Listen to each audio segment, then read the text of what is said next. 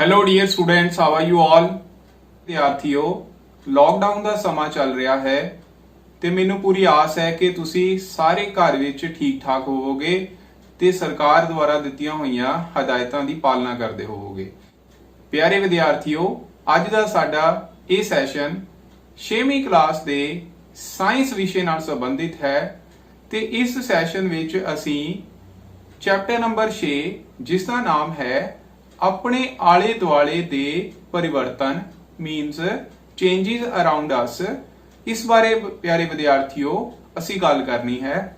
ਪਿਆਰੇ ਵਿਦਿਆਰਥੀਓ, ਅਸੀਂ ਰੋਜ਼ਾਨਾ ਜ਼ਿੰਦਗੀ ਵਿੱਚ ਬਹੁਤ ਸਾਰੇ ਪਰਿਵਰਤਨ ਦੇਖਦੇ ਹਾਂ, ਜਿਵੇਂ ਕਿ ਮੌਸਮ ਦਾ ਬਦਲਣਾ, ਦਿਨ ਦਾ ਰਾਤ ਵਿੱਚ ਬਦਲਣਾ ਅਤੇ ਰਾਤ ਦਾ ਦਿਨ ਵਿੱਚ ਬਦਲਣਾ, ਖਾਣਾ ਬਣਾਉਣ ਵੇਲੇ ਪਰਿਵਰਤਨ, ਇਸੇ ਤਰ੍ਹਾਂ ਫੁੱਲਾਂ ਦਾ ਖਿਲਣਾ, ਉਹਨਾਂ ਵਿੱਚ ਪਰਿਵਰਤਨ, ਇਸੇ ਤਰ੍ਹਾਂ ਪਿਆਰੇ ਵਿਦਿਆਰਥੀਓ ਲੱਕੜੀ ਦਾ ਜਲਣਾ ਆਦਿ। ਅਸਲ ਵਿੱਚ ਸਾਡੇ ਬ੍ਰਹਿਮੰਡ ਵਿੱਚ ਬਹੁਤ ਸਾਰੇ ਪਰਿਵਰਤਨ ਹੁੰਦੇ ਰਹਿੰਦੇ ਹਨ। ਪਿਆਰੇ ਵਿਦਿਆਰਥੀਓ, ਕੀ ਤੁਸੀਂ ਕਦੇ ਸੋਚਿਆ ਹੈ ਕਿ ਇਹਨਾਂ ਪਰਿਵਰਤਨਾਂ ਦਾ ਕੀ ਕਾਰਨ ਹੈ ਕਿ ਇਹ ਪਰਿਵਰਤਨ ਕਿਉਂ ਹੁੰਦੇ ਹਨ? ਪਿਆਰੇ ਵਿਦਿਆਰਥੀਓ, ਇਸ ਚੈਪਟਰ ਵਿੱਚ ਅਸੀਂ ਇਹਨਾਂ ਸਵਾਲਾਂ ਦੇ ਜਵਾਬ ਲੱਭਣੇ ਹਨ। ਪਿਆਰੇ ਵਿਦਿਆਰਥੀਓ, ਇੱਥੇ ਅਸੀਂ ਇੱਕ ਉਦਾਹਰਨ ਲੈਂਦੇ ਹਾਂ। ਜਦੋਂ ਅਸੀਂ ਮੋਮਬੱਤੀ ਨੂੰ ਜਲਾਉਂਦੇ ਹਾਂ ਤਾਂ ਮੋਮਬੱਤੀ ਦਾ ਮੋਮ ਪਿਘਲਦਾ ਹੈ। ਅਸਲ ਵਿੱਚ ਇੱਥੇ ਮੋਮ ਦਾ ਪਿਘਲਣਾ ਇੱਕ ਪਰਿਵਰਤਨ ਹੈ, ਪਰ ਇਸ ਦਾ ਕਾਰਨ ਕੀ ਹੈ? ਮੋਮਬੱਤੀ ਦਾ ਜਲਣਾ। ਪਿਆਰੇ ਵਿਦਿਆਰਥੀਓ, ਜਦੋਂ ਵੀ ਕੋਈ ਪਰਿਵਰਤਨ ਹੁੰਦਾ ਹੈ ਤਾਂ ਉਸ ਵਿੱਚ ਆਮ ਤੌਰ ਤੇ ਉਸ ਵਸਤੂ ਦਾ ਜਾਂ ਤਾਂ ਆਕਾਰ ਬਦਲਦਾ ਹੈ, ਜਾਂ ਉਸ ਦੀ ਸ਼ਕਲ ਵਿੱਚ ਪਰਿਵਰਤਨ ਆਂਦਾ ਹੈ, ਜਾਂ ਫਿਰ ਉਸ ਦੇ ਰੰਗ ਵਿੱਚ ਪਰਿਵਰਤਨ ਆਂਦਾ ਹੈ। ਇਸੇ ਤਰ੍ਹਾਂ ਉਸ ਦੀ ਅੰਦਰੂਨੀ ਬਣਤਰ ਵਿੱਚ ਵੀ ਪਰਿਵਰਤਨ ਆ ਸਕਦਾ ਹੈ, ਜਾਂ ਫਿਰ ਉਸ ਦੀ ਸਟੇਟ ਵਿੱਚ ਤਬਦੀਲੀ ਆ ਸਕਦੀ ਹੈ। ਤੇ ਪਿਆਰੇ ਵਿਦਿਆਰਥੀਓ, ਸਾਡੇ ਆਲੇ ਦੁਆਲੇ ਕੁਝ ਪਰਿਵਰਤਨ ਕੁਦਰਤੀ ਹੁੰਦੇ ਹਨ ਜਿੱਥੇ ਮਨੁੱਖਾਂ ਦਾ ਕੋਈ ਜ਼ੋਰ ਨਹੀਂ ਹੁੰਦਾ, ਜਿਵੇਂ ਕਿ ਮੌਸਮ ਵਿੱਚ ਤਬਦੀਲੀ, ਬੱਦਲਾਂ ਦਾ ਬਣਨਾ, ਚਟਾਨਾਂ ਦਾ ਖੁਰਨਾ ਅਤੇ ਬਣਨਾ, ਬਰਫ਼ ਦੇ ਗਲੇਸ਼ੀਅਰਾਂ ਦਾ ਬਣਨਾ, ਫੁੱਲਾਂ ਦਾ ਉੱਗਣਾ, ਫਲਾਂ ਦਾ ਪੱਕਣਾ, ਦਿਨ ਰਾਤ ਬਣਨਾ ਅਤੇ ਦਿਲ ਦਾ ਧੜਕਣਾ ਆਦਿ। ਇਹ ਸਾਰੇ ਪਰਿਵਰਤਨ ਕੁਦਰਤੀ ਪਰਿਵਰਤਨ ਹਨ, ਪਰੰਤੂ ਕੁਝ ਪਰਿਵਰਤਨ ਇਨਸਾਨਾਂ ਦੁਆਰਾ ਹੁੰਦੇ ਹਨ। ਇਹ ਮਨੁੱਖਾਂ ਦੇ ਕਾਰਜਾਂ ਕਾਰਨ ਹੁੰਦੇ ਹਨ, ਜਿਵੇਂ ਕਿ ਖਾਣਾ ਬਣਾਉਣਾ ਜਾਂ ਆਟੇ ਦਾ ਗੁੰਨਣਾ, ਤੇਲ ਦਾ ਜਲਣਾ, ਕੱਪੜੇ ਦੀ ਬੁਣਾਈ, ਅਨਾਜ ਦੀ ਉਗਾਈ, ਪਾਣੀ ਵਿੱਚ ਖੰਡ ਦਾ ਘੁਲਣਾ ਆਦਿ। ਪਿਆਰੇ ਵਿਦਿਆਰਥੀਓ, ਇਸ ਦਾ ਮਤਲਬ ਸਾਡੇ ਆਲੇ ਦੁਆਲੇ ਬਹੁਤ ਸਾਰੇ ਪਰਿਵਰਤਨ ਲਗਾਤਾਰ ਹੋ ਰਹੇ ਹਨ ਕਿ ਅਸੀਂ ਇਹਨਾਂ ਨੂੰ ਵੱਖ-ਵੱਖ ਗਰੁੱਪਾਂ ਵਿੱਚ ਵੰਡ ਸਕਦੇ ਹਾਂ। ਮੀਨਸ ਕਿ ਅਸੀਂ ਇਹਨਾਂ ਨੂੰ ਵੱਖ-ਵੱਖ ਭਾਗਾਂ ਵਿੱਚ ਵੰਡ ਸਕਦੇ ਹਾਂ। ਜੀ ਹਾਂ, ਬਿਲਕੁਲ। ਅਸੀਂ ਇਹਨਾਂ ਨੂੰ ਦੋ ਮੁੱਖ ਭਾਗਾਂ ਵਿੱਚ ਵੰਡਦੇ ਹਾਂ। ਕਿਹੜੇ-ਕਿਹੜੇ? Reversible and irreversible changes. Reversible ਦਾ ਮਤਲਬ ਹੈ ਉਲਟਾਉਣਯੋਗ ਪਰਿਵਰਤਨ ਅਤੇ ਇਰਰਿਵਰਸੀਬਲ ਦਾ ਮਤਲਬ ਹੈ ਨਾ ਉਲਟਾਉਣਯੋਗ ਪਰਿਵਰਤਨ। ਅਸੀਂ ਇਹਨਾਂ ਨੂੰ ਪਰਤਵੇਂ ਅਤੇ ਅਪਰਤਵੇਂ ਪਰਿਵਰਤਨ ਵੀ ਆਖਦੇ ਹਾਂ। ਪਿਆਰੇ ਬੱਚਿਓ, ਨੋਟ ਕਰੋ, ਅਸੀਂ ਪਰਿਵਰਤਨਾਂ ਨੂੰ ਦੋ ਮੁੱਖ ਭਾਗਾਂ ਵਿੱਚ ਵੰਡਦੇ ਹਾਂ। ਉਲਟਾਉਣਯੋਗ ਪਰਿਵਰਤਨ ਮੀਨਸ ਰਿਵਰਸੀਬਲ ਅਤੇ ਨਾ ਉਲਟਾਉਣਯੋਗ ਪਰਿਵਰਤਨ ਮੀਨਸ ਇਰਰਿਵਰਸੀਬਲ ਚੇਂजेस। आओ प्यारे विद्यार्थियों, सब तो पहला ਉਲਟਾਉਣਯੋਗ ਪਰਿਵਰਤਨਾਂ ਬਾਰੇ ਪੜ੍ਹਦੇ ਹਾਂ। Means reversible changes. ਪਿਆਰੇ ਵਿਦਿਆਰਥੀਓ, ਕੀ ਤੁਸੀਂ ਉਲਟਾਉਣਯੋਗ ਪਰਿਵਰਤਨ ਦੀ ਕੋਈ ਉਦਾਹਰਣ ਦੇ ਸਕਦੇ ਹੋ? ਆਓ ਬੱਚਿਓ, ਤੁਹਾਨੂੰ ਇਸ ਦੀ ਇੱਕ ਉਦਾਹਰਣ ਦੇ ਕੇ ਸਮਝਾਉਂਦੇ ਹਾਂ। ਪਿਆਰੇ ਵਿਦਿਆਰਥੀਓ, ਤੁਸੀਂ ਬਰਫ਼ ਨੂੰ ਪਿਘਲਦੇ ਹੋਏ ਜ਼ਰੂਰ ਦੇਖਿਆ ਹੋਵੇਗਾ ਤੇ ਬਰਫ਼ ਨੂੰ ਪਿਘਲਾਉਣ ਤੇ ਉਹ ਆਪਣੇ ਤਰਲ ਰੂਪ ਵਿੱਚ ਆ ਜਾਂਦਾ ਹੈ। ਮੀਨਸ ਬਰਫ਼ ਕੀ ਹੈ ਇੱਥੇ? ਪਾਣੀ। ਪਾਣੀ ਜੋ ਕਿ ਠੋਸ ਰੂਪ ਵਿੱਚ ਬਰਫ਼ ਹੁੰਦੀ ਹੈ ਤੇ ਫਿਰ ਉਹ ਪਿਘਲਣ ਤੋਂ ਬਾਅਦ ਆਪਣੇ ਤਰਲ ਰੂਪ ਵਿੱਚ ਆ ਜਾਂਦੀ ਹੈ, ਮਤਲਬ ਦ੍ਰਵ ਅਵਸਥਾ ਵਿੱਚ, ਜਿਸ ਨੂੰ ਅਸੀਂ ਪਾਣੀ ਆਖਦੇ ਹਾਂ। ਤੇ ਪਿਆਰੇ ਵਿਦਿਆਰਥੀਓ, ਅਸੀਂ ਦੁਬਾਰਾ ਇਸ ਪਾਣੀ ਨੂੰ ਠੰਡਾ ਕਰਕੇ ਮਤਲਬ ਫ੍ਰਿਜ ਵਿੱਚ ਰੱਖਣ ਤੇ ਇਸ ਤੋਂ ਦੁਬਾਰਾ ਬਰਫ਼ ਬਣਾ ਸਕਦੇ ਹਾਂ। ਤੇ ਪਿਆਰੇ ਵਿਦਿਆਰਥੀਓ, ਇਹ ਉਲਟਾਉਣਯੋਗ ਪਰਿਵਰਤਨ ਹੈ। ਇਹ ਕੀ ਹੈ? ਉਲਟਾਉਣਯੋਗ ਪਰਿਵਰਤਨ। ਕੀ ਹੋਇਆ? ਅਸੀਂ ਕੰਡੀਸ਼ਨ ਨੂੰ ਰਿਵਰਸ ਕਰ ਦਿੱਤਾ। ਮਤਲਬ ਪਹਿਲਾਂ ਅਸੀਂ ਪਾਣੀ ਨੂੰ ਜੋ ਠੋਸ ਰੂਪ ਵਿੱਚ ਸੀ, ਮਤਲਬ ਬਰਫ਼ ਦੇ ਰੂਪ ਵਿੱਚ ਸੀ, ਉਸ ਨੂੰ ਅਸੀਂ ਗਰਮ ਕੀਤਾ। ਗਰਮ ਕਰਨ ਤੇ ਉਹ ਪਾਣੀ ਬਣ ਗਿਆ ਜੋ ਕਿ ਤਰਲ ਅਵਸਥਾ ਵਿੱਚ ਹੈ ਤੇ ਉਸੇ ਤਰਲ ਅਵਸਥਾ ਦੇ ਪਾਣੀ ਨੂੰ ਠੰਡਾ ਕਰਨ ਤੇ ਦੁਬਾਰਾ ਅਸੀਂ ਉਸ ਨੂੰ ਬਰਫ਼ ਵਿੱਚ ਬਦਲ ਲਿਆ। ਇਹ ਪਿਆਰੇ ਵਿਦਿਆਰਥੀਓ ਕੀ ਹੋਇਆ? ਉਲਟਾਉਣਯੋਗ ਪਰਿਵਰਤਨ। ਤੇ ਉਲਟਾਉਣਯੋਗ ਪਰਿਵਰਤਨ ਉਹ ਹੋਇਆ ਜਿਸ ਨੂੰ ਅਸੀਂ ਉਲਟਾ ਸਕਦੇ ਹਾਂ ਬਾਏ ਰਿਵਰਸਿੰਗ ਦੀ ਕੰਡੀਸ਼ਨਸ।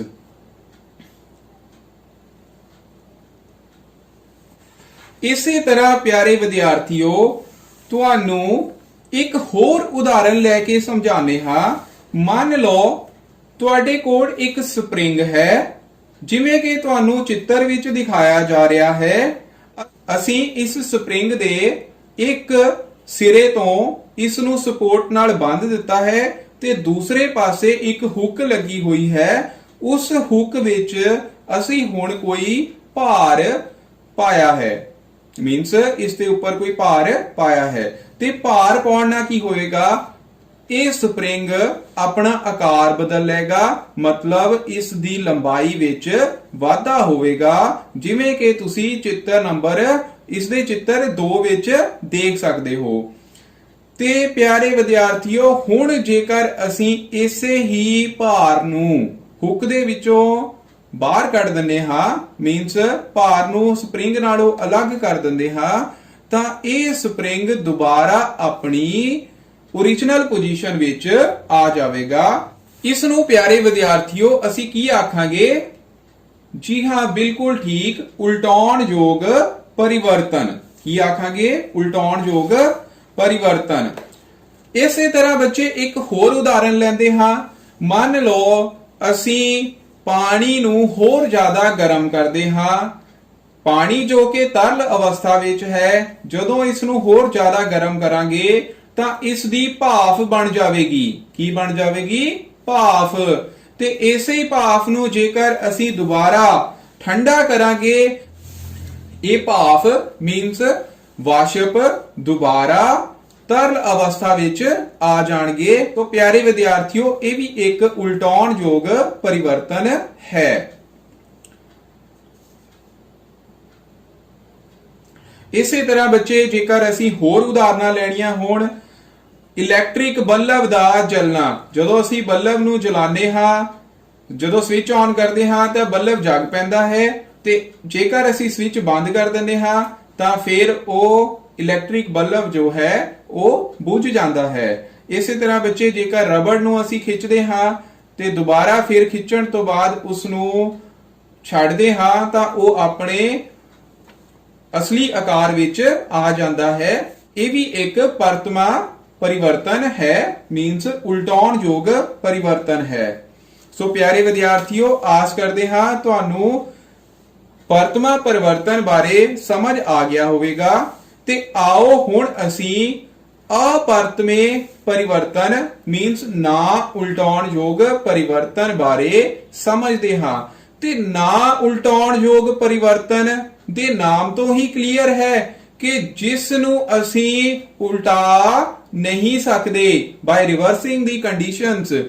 ਤੇ ਜੇਕਰ ਅਸੀਂ ਉਸ ਨੂੰ ਉਲਟਾ ਨਹੀਂ ਸਕਦੇ ਉਹ ਕੀ ਹੋਵੇਗਾ, ਨਾ ਉਲਟਾਉਣਯੋਗ ਪਰਿਵਰਤਨ। ਇਸ ਦੇ ਵਿੱਚ ਬੱਚੇ ਸਭ ਤੋਂ ਇੰਪੋਰਟੈਂਟ एग्जाम्पल जो ਅਸੀਂ ਘਰਾਂ ਦੇ ਵਿੱਚ ਆਮ ਹੀ ਕਰਦੇ ਹਾਂ ਉਹ ਹੈ ਬੱਚੇ ਦੁੱਧ ਤੋਂ ਦਹੀਂ ਦਾ ਬਣਨਾ। ਜਦੋਂ ਅਸੀਂ ਦੁੱਧ ਨੂੰ ਜਾਗ ਲਗਾਉਂਦੇ ਹਾਂ ਤੇ ਉਸ ਦਾ ਥੋੜੇ ਸਮੇਂ ਬਾਅਦ ਉਹ ਦਹੀਂ ਦੇ ਰੂਪ ਵਿੱਚ ਬਦਲ ਜਾਂਦਾ ਹੈ। ਤੇ ਪਿਆਰੇ ਵਿਦਿਆਰਥੀਓ ਫਿਰ ਦਹੀਂ ਤੋਂ ਅਸੀਂ ਦੁੱਧ ਨੂੰ ਨਹੀਂ ਬਣਾ ਸਕਦੇ। ਇਹਦਾ ਮਤਲਬ ਦੁੱਧ ਤੋਂ ਦਹੀਂ ਦਾ ਬਣਨਾ ਇੱਕ ਨਾ ਉਲਟਾਉਣਯੋਗ ਪਰਿਵਰਤਨ ਹੈ।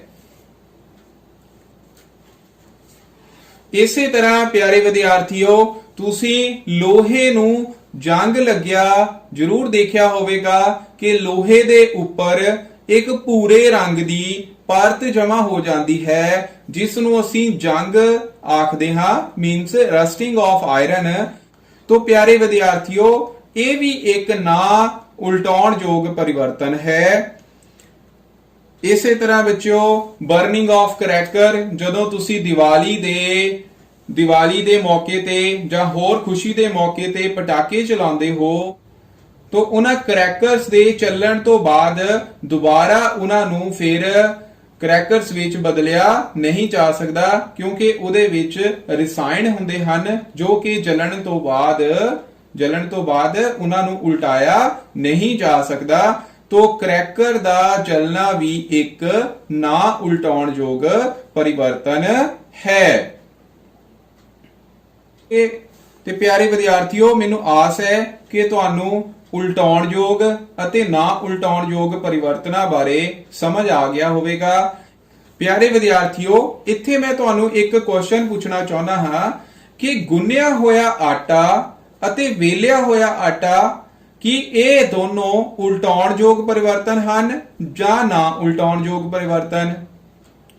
ਜੀ ਹਾਂ ਪਿਆਰੇ ਵਿਦਿਆਰਥੀਓ ਬਿਲਕੁਲ ਠੀਕ ਸੋਚਿਆ ਤੁਸੀਂ ਕਿ ਜੇਕਰ ਅਸੀਂ ਗੁੰਨੇ ਹੋਏ ਆਟੇ ਨੂੰ ਵੇਲਦੇ ਹਾਂ ਤੇ ਵੇਲਣ ਤੋਂ ਬਾਅਦ ਉਸ ਨੂੰ ਅਸੀਂ ਦੁਬਾਰਾ ਹੱਥ ਨਾਲ ਮਲਣ ਤੇ ਦੁਬਾਰਾ ਉਸ ਦਾ ਪੇੜਾ ਬਣਾ ਸਕਦੇ ਹਾਂ ਤਾਂ ਇਹ ਉਲਟਾਉਣਯੋਗ ਪਰਿਵਰਤਨ ਹੈ।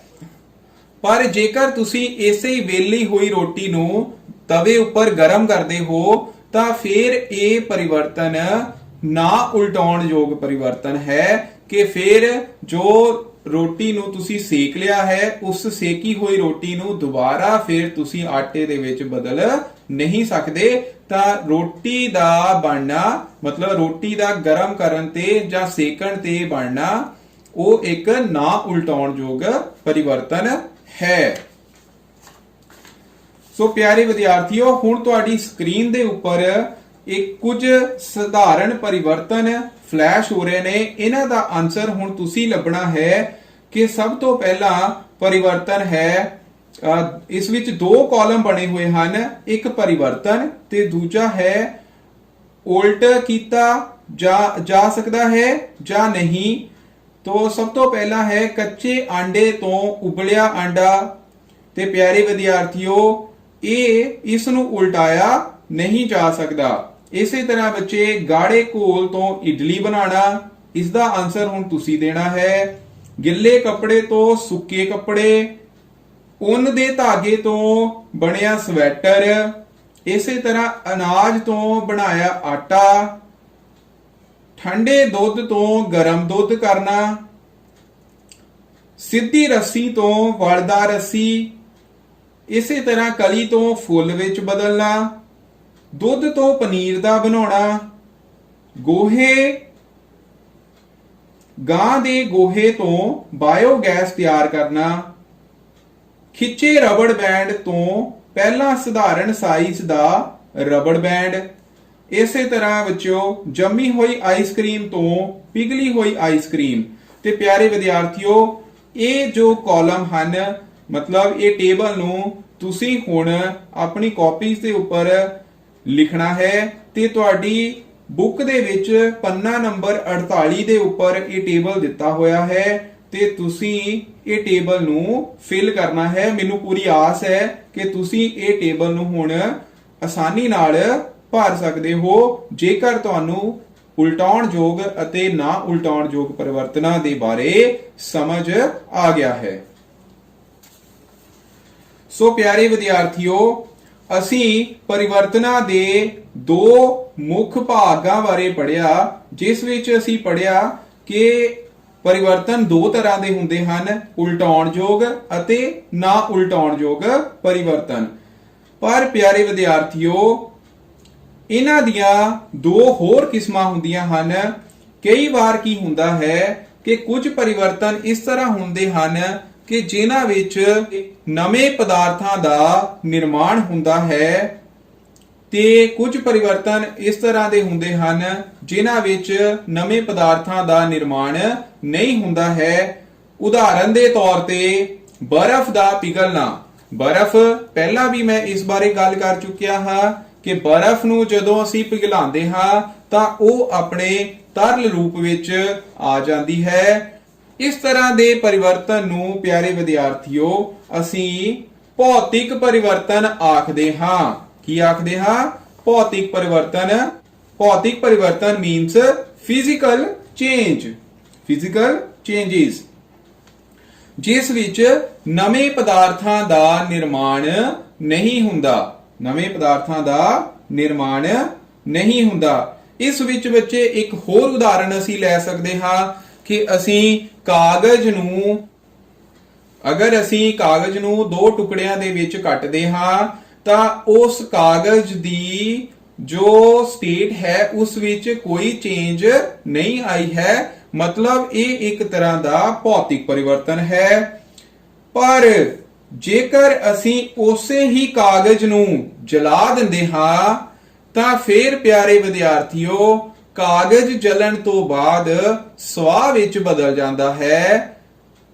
ਇਹ ਪਿਆਰੇ ਵਿਦਿਆਰਥੀਓ, ਇਸ ਵਿੱਚ ਕੀ ਹੋਇਆ? ਨਵੇਂ ਪਦਾਰਥਾਂ ਦਾ ਨਿਰਮਾਣ। ਇੱਥੇ ਕੀ ਹੋਇਆ ਹੈ? ਨਵੇਂ ਪਦਾਰਥਾਂ ਦਾ ਨਿਰਮਾਣ। ਇਸ ਨੂੰ ਅਸੀਂ ਰਸਾਇਣਿਕ ਪਰਿਵਰਤਨ ਆਖਦੇ ਹਾਂ। ਕੀ ਆਖਦੇ ਹਾਂ? ਰਸਾਇਣਿਕ ਪਰਿਵਰਤਨ। ਪਿਆਰੇ ਵਿਦਿਆਰਥੀਓ, ਨੋਟ ਕਰੋ, ਕੀ ਆਖਦੇ ਹਾਂ? ਰਸਾਇਣਿਕ ਪਰਿਵਰਤਨ। ਤੇ ਦੋਨਾਂ ਦੀ ਜੇਕਰ ਹੁਣ ਤੁਸੀਂ ਪਰਿਭਾਸ਼ਾ ਦੇਣੀ ਹੋਵੇ ਤਾਂ ਕੀ ਦਵੋਗੇ? ਸਭ ਤੋਂ ਪਹਿਲਾਂ ਅਸੀਂ ਭੌਤਿਕ ਪਰਿਵਰਤਨ ਬਾਰੇ ਗੱਲ ਕਰਦੇ ਹਾਂ। ਭੌਤਿਕ ਪਰਿਵਰਤਨ ਦੀ ਪਰਿਭਾਸ਼ਾ ਹੈ ਕਿ ਇਹ ਉਹ ਪਰਿਵਰਤਨ ਹੈ ਜਿਸ ਵਿੱਚ ਨਵੇਂ ਪਦਾਰਥਾਂ ਦਾ ਨਿਰਮਾਣ ਨਹੀਂ ਹੁੰਦਾ ਹੈ। ਉਦਾਹਰਨ ਦੇ ਤੌਰ ਤੇ ਬਰਫ਼ ਦਾ ਪਿਘਲਣਾ ਜਾਂ ਫਿਰ ਪਾਣੀ ਦਾ ਗਰਮ ਹੋ ਕੇ ਵਾਸ਼ਪਾਂ ਵਿੱਚ ਤਬਦੀਲ ਹੋਣਾ। ਇਸੇ ਤਰ੍ਹਾਂ ਪਿਆਰੇ ਵਿਦਿਆਰਥੀਓ, ਕਾਗਜ਼ ਨੂੰ ਫਾੜਨਾ, ਇਹ ਵੀ ਇੱਕ ਭੌਤਿਕ ਪਰਿਵਰਤਨ ਹੈ ਜਿਸ ਵਿੱਚ ਕੋਈ ਨਵਾਂ ਪਦਾਰਥ ਨਹੀਂ ਬਣਿਆ ਹੈ। ਇਸ ਦਾ ਮਤਲਬ ਭੌਤਿਕ ਪਰਿਵਰਤਨ ਪਲਟਣਯੋਗ ਪਰਿਵਰਤਨ ਹੈ, ਮਤਲਬ ਰਿਵਰਸੀਬਲ ਚੇਂਜ। ਵਿਦਿਆਰਥੀਓ, ਜੇਕਰ ਉਸੇ ਹੀ ਕਾਗਜ਼ ਨੂੰ ਅਸੀਂ ਜਲਾ ਦਿੰਦੇ ਹਾਂ ਤੇ ਜਲਾਉਣ ਤੋਂ ਬਾਅਦ ਉਸ ਵਿੱਚ ਨਵੇਂ ਪਦਾਰਥਾਂ ਦਾ ਨਿਰਮਾਣ ਹੁੰਦਾ ਹੈ, ਇਹ ਕੀ ਹੈ? ਰਸਾਇਣਿਕ ਪਰਿਵਰਤਨ। ਸੋ ਰਸਾਇਣਿਕ ਪਰਿਵਰਤਨ ਕੀ ਹੈ ਕਿ ਇਹ ਉਹ ਪਰਿਵਰਤਨ ਹੈ ਜਿਸ ਵਿੱਚ ਨਵੇਂ ਪਦਾਰਥਾਂ ਦਾ ਨਿਰਮਾਣ ਹੁੰਦਾ ਹੈ। ਤੇ ਪਿਆਰੇ ਵਿਦਿਆਰਥੀਓ, ਇਹ ਜ਼ਿਆਦਾਤਰ ਨਾ ਉਲਟਾਉਣਯੋਗ ਪਰਿਵਰਤਨ ਹੁੰਦੇ ਹਨ। ਜਿਨ੍ਹਾਂ ਵਿੱਚ ਨਵੇਂ ਪਦਾਰਥ ਬਣਦੇ ਹਨ, ਇਹ ਕੀ ਹੁੰਦੇ ਹਨ? ਨਾ ਉਲਟਾਉਣਯੋਗ ਪਰਿਵਰਤਨ। ਰਸਾਇਣਿਕ ਪਰਿਵਰਤਨ ਵਿੱਚ ਹੋਰ ਉਦਾਹਰਨਾਂ ਹਨ। ਲੋਹੇ ਨੂੰ ਜੰਗ ਲੱਗਣਾ, ਇਹ ਵੀ ਇੱਕ ਰਸਾਇਣਿਕ ਪਰਿਵਰਤਨ ਹੈ ਜਿਸ ਵਿੱਚ ਭੂਰੇ ਰੰਗ ਦੀ ਪਰਤ ਲੋਹੇ ਉੱਪਰ ਜੰਮ ਜਾਂਦੀ ਹੈ, ਜੋ ਤੁਸੀਂ ਸਕਰੀਨ ਦੇ ਉੱਪਰ ਦੇਖ ਸਕਦੇ ਹੋ। ਇਸੇ ਤਰ੍ਹਾਂ ਪਿਆਰੇ ਵਿਦਿਆਰਥੀਓ, ਜੇਕਰ ਅਸੀਂ ਖੰਡ ਨੂੰ ਗਰਮ ਕਰਦੇ ਹਾਂ ਤੇ ਗਰਮ ਕਰਨ ਤੋਂ ਬਾਅਦ ਉਹ ਪਹਿਲਾਂ ਬਰਾਊਨ ਕਲਰ ਵਿੱਚ, ਮਤਲਬ ਭੂਰੇ ਰੰਗ ਵਿੱਚ ਤਬਦੀਲ ਹੁੰਦੀ ਹੈ ਤੇ ਉਸ ਤੋਂ ਬਾਅਦ ਇਹੀ ਖੰਡ ਕਾਲੇ ਰੰਗ ਵਿੱਚ ਤਬਦੀਲ ਹੋ ਜਾਂਦੀ ਹੈ। ਸੋ ਖੰਡ ਦਾ ਜਲਾਉਣਾ ਜਾਂ ਫਿਰ ਖੰਡ ਨੂੰ ਗਰਮ ਕਰਨਾ, ਇਹ ਵੀ ਇੱਕ ਰਸਾਇਣਿਕ ਪਰਿਵਰਤਨ ਹੈ। ਇਹ ਵੀ ਕੀ ਹੈ? ਰਸਾਇਣਿਕ परिवर्तन। सो प्यारे विद्यार्थियों, इत्थे हुण तुसीं रसायनिक परिवर्तन ਅਤੇ ਭੌਤਿਕ परिवर्तनां ਵਿੱਚ अंतर समझिया ਤੇ ਇਹ क्वेश्चन भी बहुत ज्यादा इंपॉर्टेंट है। इस क्वेश्चन ਨੂੰ ਤੁਸੀਂ ਹੁਣ करना है। ਉਸ ਤੋਂ ਬਾਅਦ ਬੱਚਿਓ ਸਾਡੇ ਦਿਮਾਗ ਵਿੱਚ ਹੁਣ ਕੁਐਸਚਨ ਆਂਦਾ ਹੈ ਕਿ ਇਹ ਪਰਿਵਰਤਨ ਕਿਵੇਂ ਹੁੰਦੇ ਹਨ। ਇਹ ਪਰਿਵਰਤਨ ਕਿਵੇਂ ਹੁੰਦੇ ਹਨ। ਹੁਣ ਤੱਕ ਤੁਸੀਂ ਬਹੁਤ ਸਾਰੇ ਪਰਿਵਰਤਨਾਂ ਬਾਰੇ ਪੜ੍ਹ ਚੁੱਕੇ ਹੋ ਤੇ ਹੁਣ ਅਸੀਂ ਪੜ੍ਹਦੇ ਹਾਂ ਕਿ ਇਹਨਾਂ ਵਿੱਚ ਇਹ ਪਰਿਵਰਤਨ ਕਿਵੇਂ ਹੁੰਦੇ ਹਨ, ਇਹਨਾਂ ਦੇ ਕੀ ਕਾਰਨ ਹੋ ਸਕਦੇ ਹਨ। ਸੋ ਪਿਆਰੇ ਵਿਦਿਆਰਥੀਓ ਨੋਟ ਕਰੋ, ਇਹਨਾਂ ਦੇ ਵਿੱਚ ਪਰਿਵਰਤਨ ਆਉਣ ਦਾ ਮੁੱਖ ਕਾਰਨ ਜਾਂ ਤਾਂ ਉਹਨਾਂ ਪਦਾਰਥਾਂ ਨੂੰ ਗਰਮ ਕਰਨਾ ਹੋ ਸਕਦਾ ਹੈ, ਜਾਂ ਫਿਰ ਠੰਡਾ ਕਰਨਾ, ਜਾਂ ਫਿਰ ਉਹਨਾਂ ਤੇ ਦਬਾਅ ਲਗਾਉਣਾ मतलब ਪ੍ਰੈਸ਼ਰ ਅਪਲਾਈ ਕਰਨਾ, ਜਾਂ ਫਿਰ ਉਹਨਾਂ ਪਦਾਰਥਾਂ ਦੀ ਮਿਕਸਿੰਗ ਕਰਨਾ मतलब ਦੋਨਾਂ ਨੂੰ ਆਪਸ ਦੇ ਵਿੱਚ ਜਾਂ ਜਿੰਨੇ ਵੀ ਪਦਾਰਥ ਹਨ ਉਹਨਾਂ ਨੂੰ ਆਪਸ ਦੇ ਵਿੱਚ ਘੋਲਣਾ। ਸੋ ਇਹਨਾਂ ਬਾਰੇ ਹੁਣ ਅਸੀਂ ਇੱਕ ਇੱਕ ਕਰਕੇ ਗੱਲ ਕਰਨੀ ਹੈ। ਸਭ ਤੋਂ ਪਹਿਲਾਂ ਗਰਮ ਜਾਂ ਠੰਡੇ ਕਰਨ ਤੇ ਪਰਿਵਰਤਨ। ਪਿਆਰੇ ਵਿਦਿਆਰਥੀਓ, ਕੁਝ ਵਸਤੂਆਂ ਗਰਮ ਕਰਨ ਤੇ ਗਰਮ ਹੋ ਜਾਂਦੀਆਂ ਹਨ ਅਤੇ ਠੰਡਾ ਕਰਨ ਤੇ ਠੰਡੀਆਂ ਹੋ ਜਾਂਦੀਆਂ ਹਨ। ਉਦਾਹਰਨ ਦੇ ਤੌਰ ਤੇ ਜੇਕਰ ਅਸੀਂ ਪਾਣੀ ਨੂੰ ਗਰਮ ਕਰਦੇ ਹਾਂ ਤੇ ਪਾਣੀ ਦਾ ਤਾਪਮਾਨ ਵੱਧਦਾ ਹੈ ਜਿਸ ਨਾਲ ਇਹ ਗਰਮ ਹੋ ਜਾਂਦਾ ਹੈ। ਜੇਕਰ ਅਸੀਂ ਉਸੇ ਪਾਣੀ ਨੂੰ ਫ੍ਰਿਜ ਵਿੱਚ ਕੁਝ ਸਮੇਂ ਲਈ ਰੱਖਦੇ ਹਾਂ ਤਾਂ ਪਾਣੀ ਠੰਡਾ ਹੋ ਕੇ ਬਰਫ਼ ਵਿੱਚ ਤਬਦੀਲ ਹੋ ਜਾਂਦਾ ਹੈ। ਸੋ ਅਸੀਂ ਕਹਿ ਸਕਦੇ ਹਾਂ ਕਿ ਗਰਮ ਅਤੇ ਠੰਡਾ ਕਰਨ ਨਾਲ ਪਦਾਰਥਾਂ ਵਿੱਚ ਪਰਿਵਰਤਨ ਆਉਂਦਾ ਹੈ। ਤੇ ਬੱਚਿਓ, ਜੋ ਮੈਂ ਅਗਲੀ ਗੱਲ ਕਰਨ ਲੱਗਾ ਇਹ ਬਹੁਤ ਇੰਪੋਰਟੈਂਟ ਹੈ। ਪਿਆਰੇ ਵਿਦਿਆਰਥੀਓ, ਤੁਸੀਂ ਆਪਣੇ ਆਲੇ ਦੁਆਲੇ ਕਦੀ ਕਿਸੇ ਵਿਅਕਤੀ ਨੂੰ ਬੈਲ ਗੱਡੀ ਦੇ ਪਹੀਏ ਉੱਪਰ ਲੋਹੇ ਦੇ ਰਿਮ ਨੂੰ ਚੜਾਉਂਦੇ ਦੇਖਿਆ ਹੋਵੇਗਾ। ਅਸਲ ਵਿੱਚ ਲੋਹੇ ਦੇ ਰਿਮ ਨੂੰ ਚੜਾਉਣ ਤੋਂ ਪਹਿਲਾਂ ਉਹ ਉਸ ਨੂੰ ਗਰਮ ਕਰਦੇ ਹਨ। ਗਰਮ ਕਰਨ ਨਾਲ ਲੋਹਾ ਜੋ ਹੈ ਉਹ ਆਪਣਾ ਆਕਾਰ ਬਦਲਦਾ ਹੈ ਕਿ ਲੋਹੇ ਵਿੱਚ ਫੈਲਾਅ ਆਉਂਦਾ ਹੈ ਤੇ ਉਸ ਨਾਲ ਉਸ ਦਾ ਆਕਾਰ ਵੱਡਾ ਹੋ ਜਾਂਦਾ ਹੈ ਜਿਸ ਨਾਲ ਉਹ ਪਹੀਏ ਦੇ ਵਿੱਚ ਈਜ਼ਲੀ ਆ ਜਾਂਦਾ ਹੈ ਤੇ ਬਾਹਰ ਵਿੱਚ ਫਿਰ ਠੰਡਾ ਹੋਣ ਤੋਂ ਬਾਅਦ ਉਹ ਸੁੰਗੜ ਜਾਂਦਾ ਹੈ ਤੇ ਉਸ ਵਿੱਚ ਉਸ ਦੀ ਫਿਟਿੰਗ ਹੋ ਜਾਂਦੀ ਹੈ। ਸੋ ਪਿਆਰੇ ਵਿਦਿਆਰਥੀਓ, ਇੱਥੇ ਵੀ ਗਰਮ ਤੇ ਠੰਡੇ ਕਰਨ ਨਾਲ ਲੋਹੇ ਦੇ ਰਿਮ ਦੇ ਆਕਾਰ ਵਿੱਚ ਪਰਿਵਰਤਨ ਆਇਆ। तो ਇਹ ਇੱਕ ਭੌਤਿਕ ਪਰਿਵਰਤਨ ਹੈ। ਇਸ ਤਰ੍ਹਾਂ ਬੱਚੇ ਕਈ ਵਾਰ ਅਸੀਂ ਕਿਸੇ ਵਸਤੂਆਂ ਤੇ ਦਬਾਅ ਲਗਾਉਂਦੇ ਹਾਂ ਤਾਂ ਉਸ ਵਿੱਚ परिवर्तन आ जाते हैं। प्यारे विद्यार्थियों, दबाव मतलब प्रेशर के कारण बहुत सारिया चेंजेस होंदियां हन। इन्हां विचों कुछ इंपॉर्टेंट चेंजेस तुहाडे नाल सांझियां करन जा रहे हां, जिवें कि दबाव दे नाल आकार अते शक्ल विच परिवर्तन आउणा। तुसीं सारे बच्चिआं ने गुब्बारे तां जरूर फैलाए होणगे। जदों असीं गुब्बारिਆਂ ਨੂੰ फैलाਉਂਦੇ ਹਾਂ मतलब ਉਹਨਾਂ ਵਿੱਚ हवा भरਦੇ ਹਾਂ, हवा ਦੇ दबाव कारण गुब्बारे का आकार बदल जाता है जो कि भौतिक परिवर्तन है। इसी तरह प्यारे विद्यार्थियों, जेकर असी किसी स्पंज ते दबाव पाते हाँ तो उसका भी आकार बदल जाता है। तो इत्थे दबाव कारण शक्ल अते आकार विच परिवर्तन आते हैं। तो दबाव के कारण परिवर्तन हो सकते हैं। ते प्यारे विद्यार्थियों, इसी तरह परिवर्तन का एक होर कारण है मिक्सिंग करना, मतलब किसी भी वस्तुओं को मिक्स करना। ते इस विच जे असी उदाहरण लईए, तुसी घर विच आम तौर ते खंड नूं पानी दे विच घोलिया होवेगा ते घोलण नाल खंड दे जो क्रिस्टल हुंदे हन वो पानी दे विच घुल जांदे हन। ये भी एक परिवर्तन है। जिस चैप्टर विच असी की पढ़िया, सब तो पहला असी परिवर्तन दियां किस्मां बारे पढ़िया कि परिवर्तन दो तरह के हुंदे हन, उल्टाउणयोग परिवर्तन अते ना उल्टाउणयोग परिवर्तन। इसे तरह जेकर असी पदार्थां दा नवे पदार्थां दे बनन दे आधार ते इन्हां दा वर्गीकरण करिए तां परिवर्तन दो तरह के हुंदे हन, भौतिक परिवर्तन अते रसायनिक परिवर्तन। भौतिक परिवर्तन विच नवे पदार्थ नहीं बनते हन, ये टैंपरेरी परिवर्तन हुंदा है। ਤੇ ਇਹ ਜ਼ਿਆਦਾਤਰ ਉਲਟਾਉਣਯੋਗ ਪਰਿਵਰਤਨ ਹੁੰਦੇ ਹਨ। ਇਹ ਪਾਸੇ ਰਸਾਇਣਿਕ ਪਰਿਵਰਤਨ ਜਿਸ ਵਿੱਚ ਨਵੇਂ ਪਦਾਰਥਾਂ ਦਾ ਨਿਰਮਾਣ ਹੁੰਦਾ ਹੈ, ਜਿਵੇਂ ਕਿ ਲੋਹੇ ਨੂੰ ਜੰਗ ਲੱਗਣਾ, ਇਸੇ ਤਰ੍ਹਾਂ ਖੰਡ ਨੂੰ ਗਰਮ ਕਰਨਾ ਜਾਂ ਜਲਾਉਣਾ, ਤੇ ਇਹ ਜ਼ਿਆਦਾਤਰ ਪਰਿਵਰਤਨ ਨਾ ਉਲਟਾਉਣਯੋਗ ਪਰਿਵਰਤਨ ਹੁੰਦੇ ਹਨ ਤੇ ਪਰਮਾਨੈਂਟ ਪਰਿਵਰਤਨ ਹੁੰਦਾ ਹੈ। ਸੋ ਪਿਆਰੇ ਵਿਦਿਆਰਥੀਓ, ਇਹਨਾਂ ਦੇ ਕਾਰਨ ਵੀ ਅਸੀਂ ਪੜ੍ਹੇ ਕਿ ਕੀ ਕਾਰਨ ਹੋ ਸਕਦੇ ਹਨ। ਕਾਰਨ ਵਿੱਚ ਸਭ ਤੋਂ ਪਹਿਲਾਂ ਅਸੀਂ ਪਰਿਵਰਤਨ ਦਾ ਕਾਰਨ ਗਰਮ ਕਰਨਾ ਜਾਂ ਠੰਡਾ ਕਰਨਾ ਇਸ ਬਾਰੇ ਪੜ੍ਹਿਆ, ਤੇ ਜਿਸ ਵਿੱਚ ਅਸੀਂ ਪੜ੍ਹਿਆ ਕਿ ਗਰਮ ਕਰਨ ਤੇ ਵਸਤੂਆਂ ਫੈਲਦੀਆਂ ਹਨ ਅਤੇ ਠੰਡਾ ਕਰਨ ਤੇ ਉਹ ਸੁੰਗੜਦੀਆਂ ਹਨ। ਤੇ ਪਿਆਰੇ ਵਿਦਿਆਰਥੀਓ, ਉਸ ਤੋਂ ਬਾਅਦ ਅਸੀਂ ਦੂਸਰਾ ਕਾਰਨ ਪੜ੍ਹਿਆ, ਜਿਸ ਵਿੱਚ ਅਸੀਂ ਪੜ੍ਹਿਆ ਕਿ ਪਰਿਵਰਤਨ ਦਬਾਅ ਕਾਰਨ ਵੀ ਹੋ ਸਕਦਾ ਹੈ, ਤੇ ਥਰਡ ਅਸੀਂ ਪੜ੍ਹਿਆ ਕਿ ਪਰਿਵਰਤਨ ਕਈ ਪਦਾਰਥਾਂ ਨੂੰ ਮਿਕਸ ਕਰਨ ਤੇ ਵੀ ਹੁੰਦਾ ਹੈ। ਸੋ ਪਿਆਰੇ ਵਿਦਿਆਰਥੀਓ, ਆਸ ਕਰਦੇ ਹਾਂ ਤੁਹਾਨੂੰ ਇਹ ਸਾਰਾ ਚੈਪਟਰ ਸਮਝ ਆਇਆ ਹੋਵੇਗਾ। ਤੇ ਮੈਂ ਸੰਦੀਪ ਸਿੰਘ, ਸਾਇੰਸ ਮਾਸਟਰ, ਸਰਕਾਰੀ ਮਿਡਲ ਸਕੂਲ ਪੰਡੋਰੀ ਬਾਬਾ ਦਾਸ, ਡਿਸਟ੍ਰਿਕਟ ਹੁਸ਼ਿਆਰਪੁਰ, ਇੱਕ ਵਾਰ ਫਿਰ ਤੁਹਾਡਾ ਸਾਰਿਆਂ ਦਾ ਬਹੁਤ ਬਹੁਤ ਧੰਨਵਾਦ ਕਰਦਾ ਹਾਂ। Thank you.